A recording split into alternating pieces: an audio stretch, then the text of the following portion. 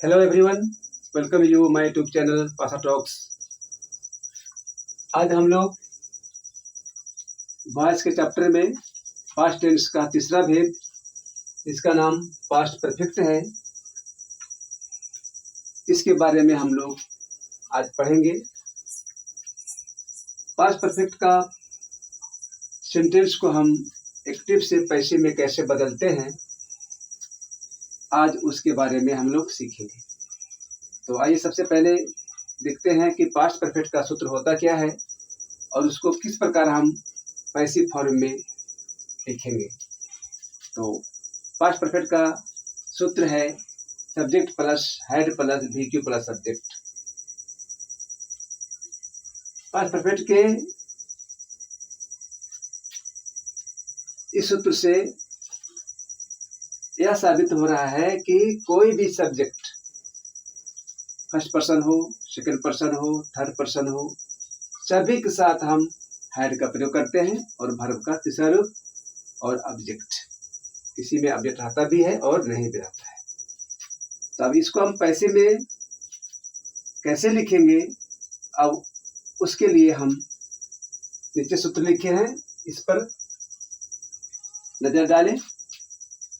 सूत्र है subject plus had plus been plus VQ plus dot dot dot. ये इस वाक्य में ऑब्जेक्ट नहीं रहता है उसके लिए है।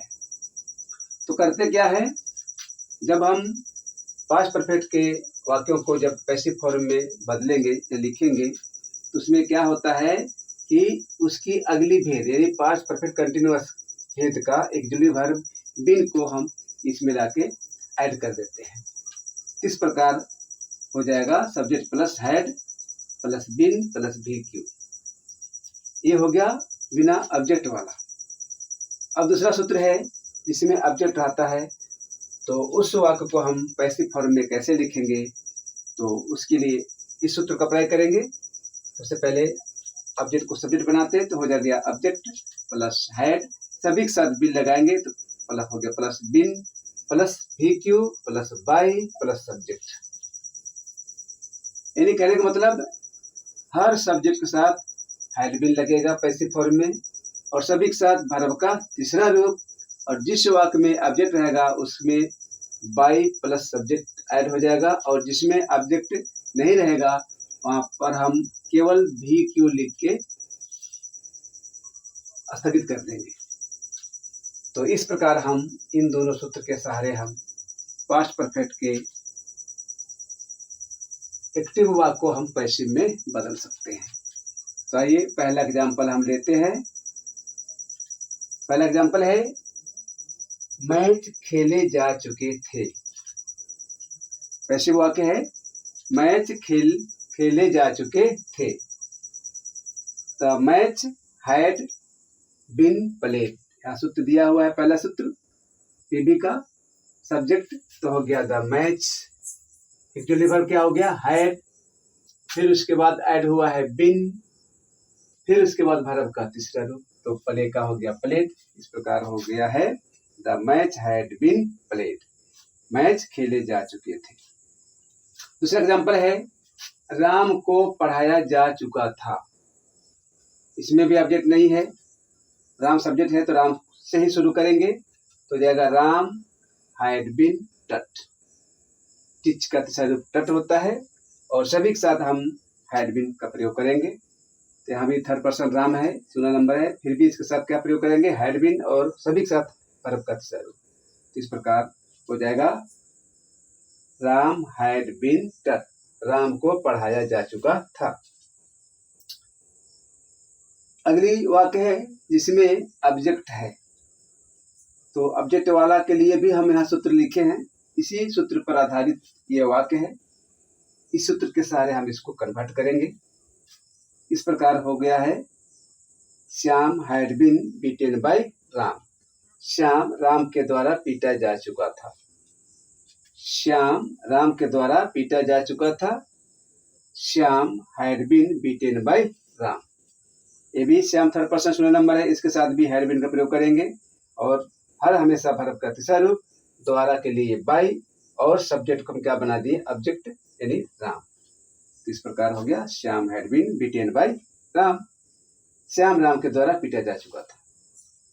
फिर अगला एग्जाम्पल है, तुम लोग मदन के द्वारा खिलाए जा चुके थे। इसमें भी ऑब्जेक्ट है, तो इसको हम इस प्रकार परिवर्तित कर सकते हैं, you had been fed by Madan.